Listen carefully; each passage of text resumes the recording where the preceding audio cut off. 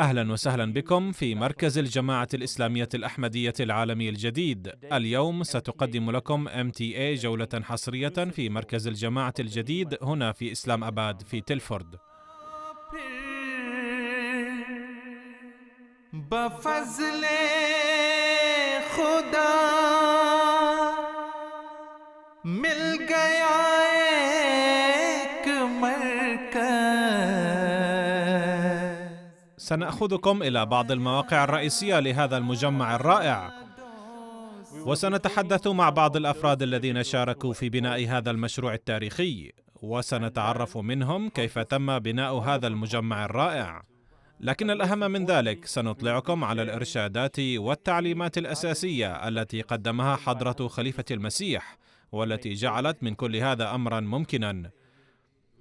نبدأ من قلب المجمع، المسجد. هذا المسجد مميز لأسباب عديدة، فقد سمي بناء على وحي تلقاه المسيح الموعود عليه الصلاة والسلام، وهو المسجد الذي يؤم فيه حضرة خليفة المسيح الصلوات جماعة كل يوم. لكنه مميز لسبب آخر أيضا، فهو يبدو أنه لا يشبه أي مسجد آخر في العالم. ये मस्जिद जो है इसका जो नमाजियों की गुंजाइश का एरिया है ये तकरीबन 314 वर्ग मीटर है, तो यानी 500 के करीब नमाजी नमाज पढ़ सकते हैं। डिज़ाइन ऐसा है कि बिजली की बचत है और एनर्जी की बचत है, और इसके अलावा जो तामीर है वो भी माहिरीन के नज़दीक आम तामीर जो है उसकी निस्बत सस्ती है।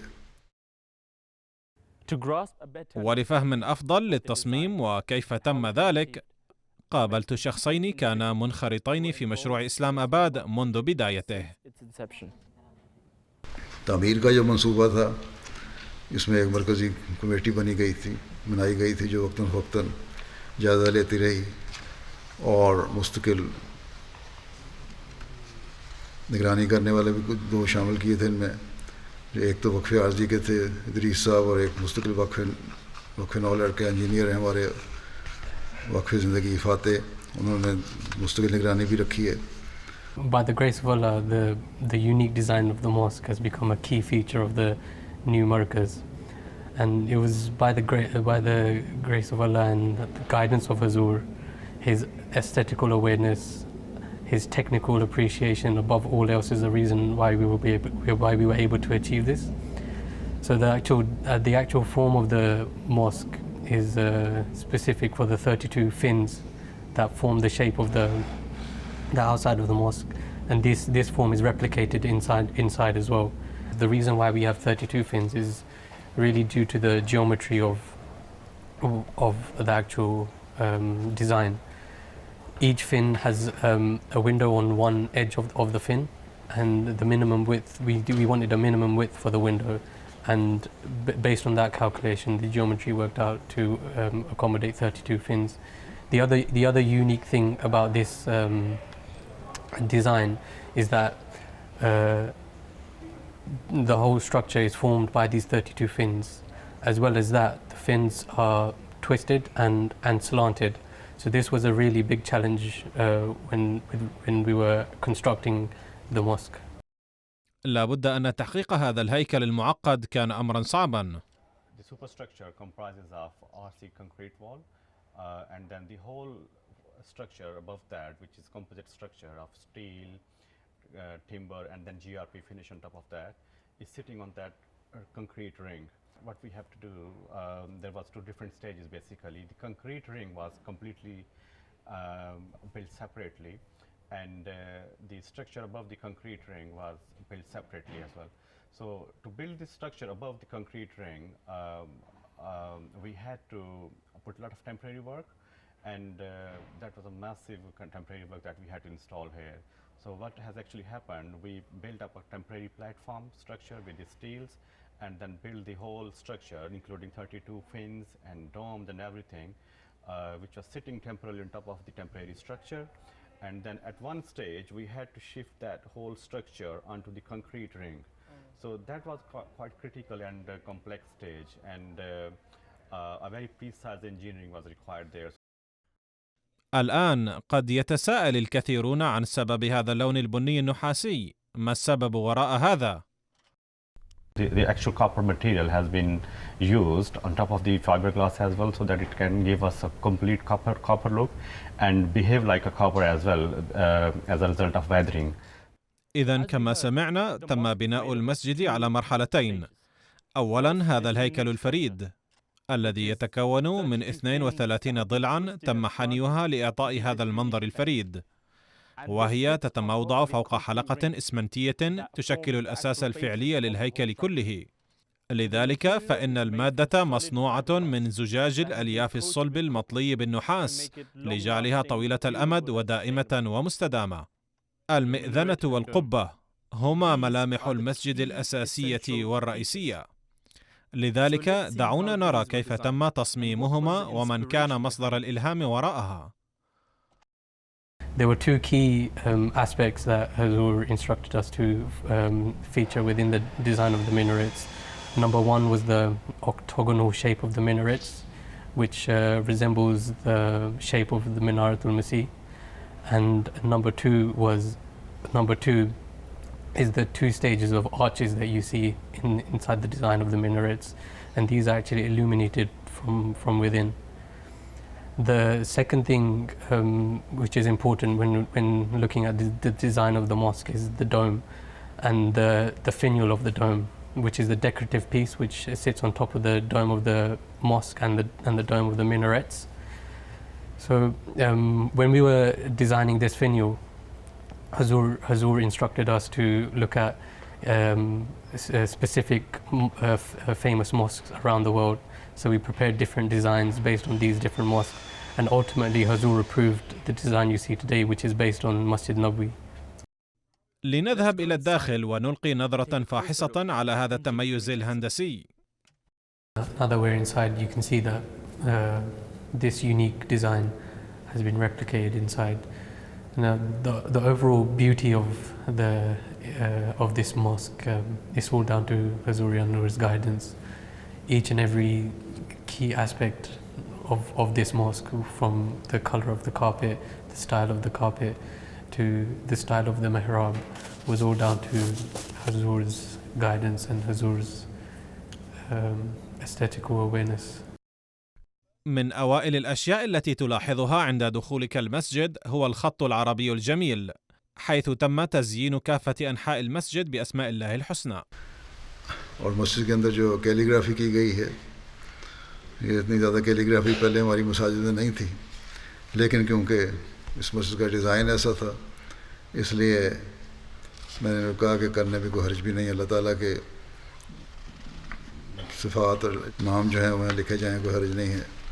I remember during one of Hazur's final visits, we were all inside the mosque, and Hazur was just looking up at the roof structure of the mosque. There and then Hazur calculated how many fins there were, how all the names of Allah can be fitted into this scheme. الغرض الأساسي من المسجد هو أداء الصلوات الخمس جماعة، ثم هناك أيضا خطب حضرة خليفة المسيح التي يتم إلقاؤها أيضا من هنا، والأنشطة الدينية الأخرى المختلفة التي تحدث. لذلك كان من الضروري أن يؤخذ التصميم الصوتي في الاعتبار. Hazur guided us and instructed us to carry out fundamental tests to determine whether or not we would actually require further acoustic treatment to the fins. But once we carried out the test, we ultimately, from that test, we determined that we wouldn't require any further acoustic treatment. But Hazur didn't stop there. When he came to visit the site on one of his visits, this was closer to the end of the construction, Hazur carried out his own test. Oh. So Hazur instructed a Munir or Desai to stand at the mihrab and recite the azan. And this was actually the first azan that took place in the mosque. And following that azan, Hazur passed that the acoustics were okay. كان هذا هو المسجد، وجهتنا الثانية ستكون القاعة متعددة الأغراض. By the grace of Allah, the multi-purpose hall fulfills the functional needs of the site. We have a large hall. We've got washroom facilities, dedicated prayer space for lajna, and a commercial kitchen. So walking around the hall, this multi-purpose hall, there's a whole wooden feel about it that blends in with the whole surroundings in this countryside and the rest of the complex. So I asked the experts, is this by coincidence or by design? Now this composite cladding is basically a composite material made of wood and plastic and mixed with some resin. When we were deciding what cladding to use, we presented all of these different options to Hazurian, where there were so many different types. There was an endless amount of options available. So in that situation, Hazur guided us in a specific route to follow, which was this composite cladding. But then not only that, there were so many different colors, textures, and available within this specific type of cladding as well. And all of these different samples were again presented to Hazur, and Hazur were graciously approved the cladding that we see today. الآن واقفا هنا والذين رأوا بعض اللقطات الجوية للموقع على شاشة MTA يمكنهم رؤية العشب ينمو على سطح القاعة المتعددة الأغراض، لذا سألت الخبراء عن سبب ذلك. This was actually a requirement of the planning authorities because the building is such a spread over such a large area. By adding this green roof over the building, it camouflages it and it blends into the natural environment. अल्लाह ताला के फजल से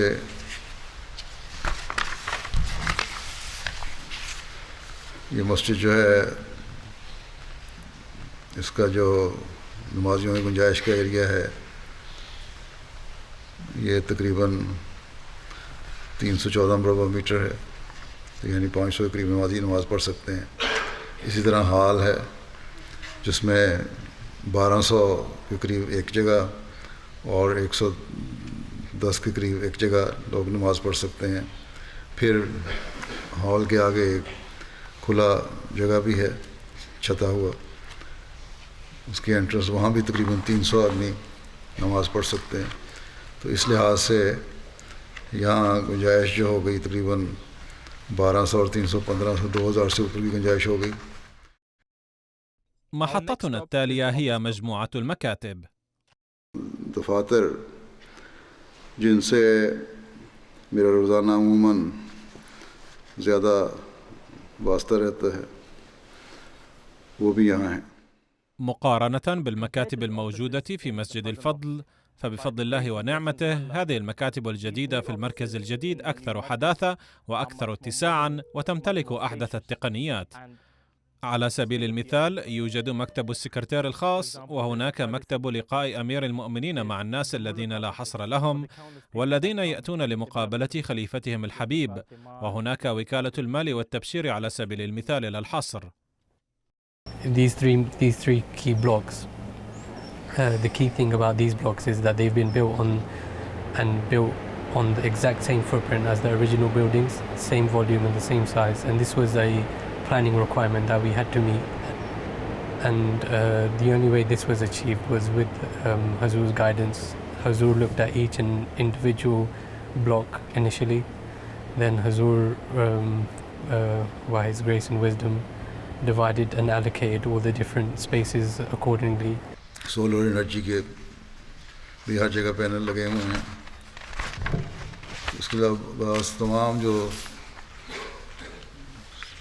सहूलियात मौजूदा ज़माने की हैं उन्हें असर करने की कोशिश की गई है। ये मंसूबा ऐसा है कि बावजूद बहुत बड़ा होने के इसके लिए कोई अलहदा से माली तारीख नहीं की गई, और जहाँ तक मेरा इल्म है ये पहला मंसूबा है जो बगैर किसी अलहदा तारीख के अपनी तकमील को पहुँचा है। خطوتنا الأخيرة في هذه الجولة هي هذه المباني السكنية.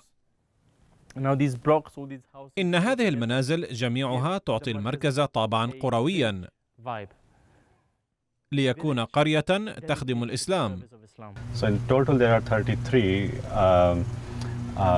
dwellings which are serving the needs of people working in the offices and looking after this site. بالتجول حول هذه المنازل تبدو حديثة ومبنية جيدا. खिदमत करने वालों में से करीबन 29-30 लोगों की रिहाइश भी यहाँ है अच्छे मुनासिब घरों की सूरत में. أود أن أعرف توجيه الخليفة فيما يتعلق بالمباني.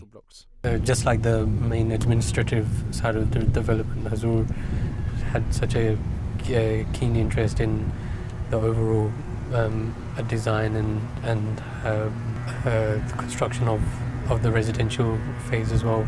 And as the most amazing thing was Hazur had such care of the comfort and the usability of all of these buildings for the occupants.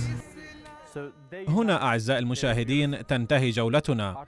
لقد عرضنا لكم المواقع الرئيسية هنا في مركز الجماعة الإسلامية الأحمدية الجديد، ولكن مما لا شك فيه في كل هذا كان هناك عامل مشترك واحد.